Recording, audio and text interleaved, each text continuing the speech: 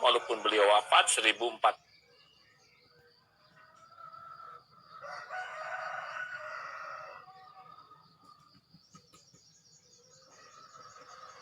Telah menggerakkan, ini luar biasa.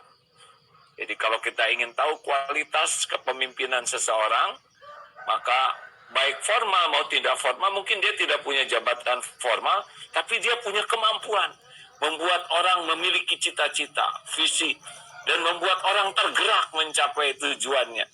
Nah, inilah leadership. Nah, dari mana ini kekuatan seperti ini? Syariatnya, hakikatnya karunia Allah, syariatnya ternyata para pemimpin yang betul-betul monumental berhasil, dan yang dicontohkan Rasulullah adalah pemimpin itu harus diawali punya kemampuan memimpin dirinya sendiri. Jatuhnya setiap orang yang diberi jabatan kepemimpinan karena dia tidak berhasil memimpin dirinya sendiri. Tidak bisa berhasil memimpin keinginannya, korupsi. Tidak berhasil memimpin syahwatnya, zina. Tidak berhasil memimpin keinginannya, tidak berhasil memimpin lisannya, amarahnya. Maka kegagalan awal seorang yang diberi amanah kepemimpinan adalah tidak mampu memimpin dirinya sendiri. Lalu bagaimana orang bisa memimpin dirinya? Ala inna fil jasadi mudghah idza saluhat saluhal jasadu kullu wa idza fasadat fasadal jasadu kullu ala wahil qalb. Qalbu itulah yang dinamakan qalbu. Jadi orang baru bisa memimpin mata, mulut, pikiran kalau dia serius sekali untuk memimpin hatinya. Jadi awal yang dibangun Rasulullah SAW adalah bagaimana para pemimpin dalam skala apapun, baik pemimpin rumah tangga, lingkungan, maupun tidak punya rumah tangga, memimpin dirinya sendiri adalah dengan memimpin hatinya. Karena dari hatilah akan lahir kemampuan untuk berpikir jernih, berbicara bijak, bertindak adil. Nah, inilah dia. Innallaha la yanzuru ila suwarikum wa amwalikum walakin yanzuru ila qulubikum wa amalikum. Sesungguhnya Allah tidak lihat rupa dan hartamu, tapi Allah lihat hati dan amalmu. Rupanya di sini nih yang agak kurang maksimal untuk belajar tentang ilmu tazkiyatun nafs, membersihkan hati, dan kurang riadohnya.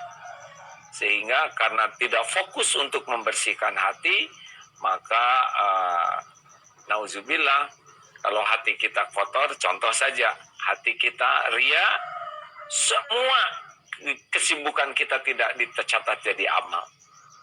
Hanya itu ilmu hati, ya kan? Karena hatinya menuhankan pujian orang, menuhankan kekaguman orang, menuhankan penilaian orang daripada mencari keridhaan Allah.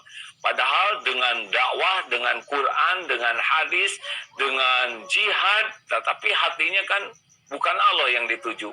Sirna, tidak kurang ilmunya, tidak kurang dakwahnya, tidak kurang Qurannya, tidak kurang jihadnya. Tapi kalau hatinya bukan karena Allah, kadzabta, dusta kamu. Artinya kalau orang tidak serius sekali ke hati, bisa hancur semua ilmu dan amal yang kita lakukan. Penyakit lainnya takabur, la yadkhulul jannah man kana fi qalbihi mithqalu dzarratin min kibr. Tidak masuk surga orang yang di hatinya ada takabur walau sebesar zarah. Artinya kita diberikan jabatan, kita tidak menyadari jadi ujub, jadi takabur, dan itu menghancurkan. Mungkin jabatannya pemimpin, tapi dia sendiri tidak selamat. Dengan ria, dia tidak selamat. Dengan takabur, dia pun tidak selamat. Belum lagi dengan ujub, dia pasti binasa. Dengan dengki, seperti api membakar kayu.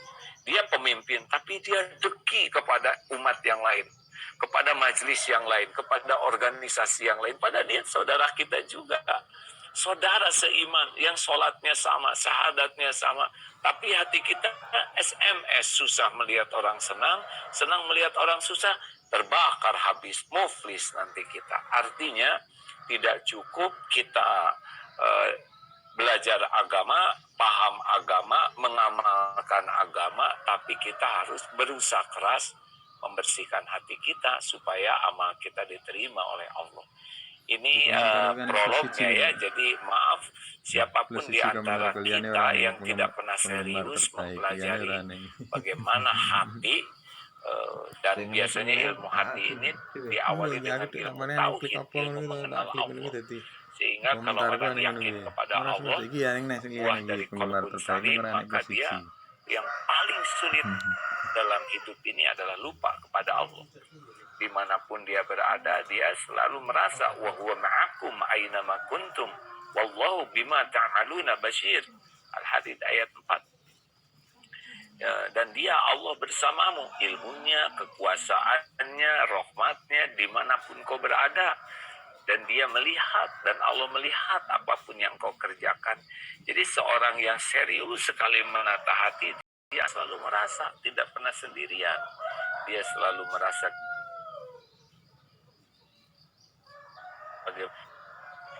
merasa ditatap Allah. Artinya memang kalau kita tidak serius untuk belajar ilmu tentang mengenal Allah dan bermujahadah sampai yakin, itu akan sulit kita merasakan nikmatnya qalbun salim. Demikian menurut teorinya ya.